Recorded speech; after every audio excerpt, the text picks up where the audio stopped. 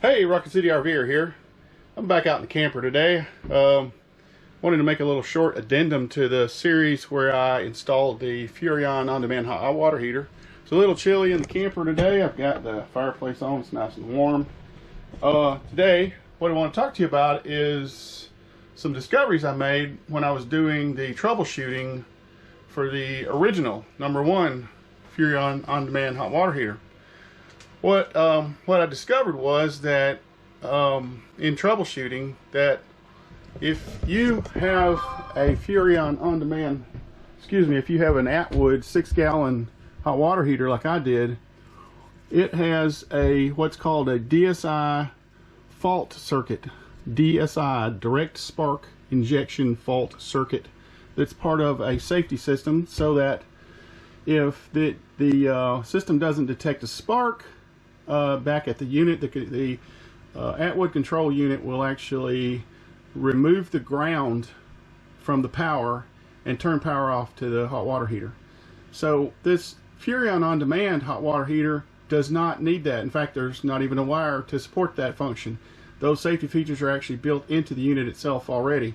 So in order to get power from that circuit, which most people are going to do, that's what I wanted to do, and that's what I did, you have to take this control panel off, and I'm going to show you what you have to do to disable that DSI fault circuit so that you have continuous power to your new Furrion On-Demand hot water heater. So let's get to that. Hard to actually get down there, but it's this orange wire and this blue wire.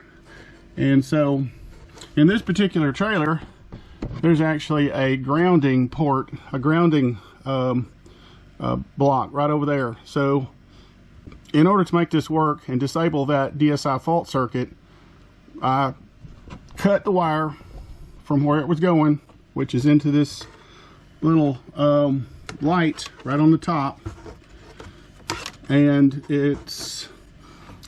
I stripped it and put the ground into that grounding block, so that when you turn this switch on, that DSI circuit is disabled. It's actually taken out of the circuit altogether, because it's not even part of the system anymore. So anyway, if you don't do that, in my troubleshooting initially for that first hot water heater, I found out that you don't get power to the unit, and that may be a lot of problems that people are having if they're using that circuit right there. So anyway, so most people are going to want to use that original gas hot water heater power circuit. And how I discovered this was through troubleshooting of the first one.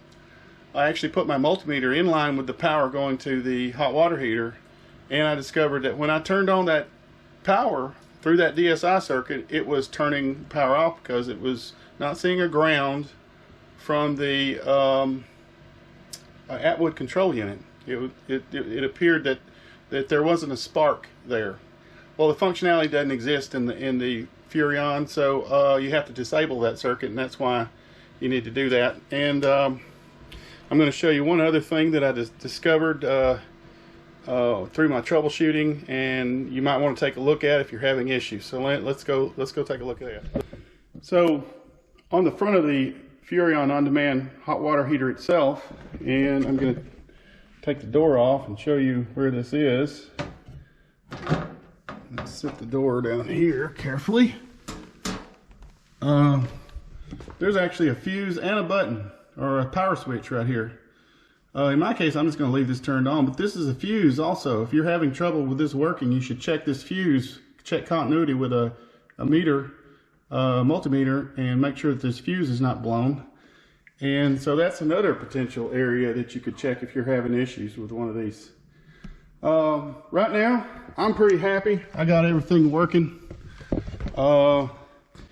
I've already got a camping trip planned up to Chattanooga area to Raccoon Mountain, and I'm going to be able to check this thing out for the first time. Actually, I thought I'd maybe even check it out before I even go to make sure everything's going to work. But I would fill up my gray tank sitting here in my garage, so I don't know. I'm going to think about how I could possibly do that. I might even do a thorough test of see how long I can How long it takes to fill up my gray tank's taking a 20-minute shower, I'm not sure, but I'm thinking about what I'll do in my next video. If you have any suggestions, leave something in the comments down below. I've got some upcoming ideas on future videos. All right, thanks.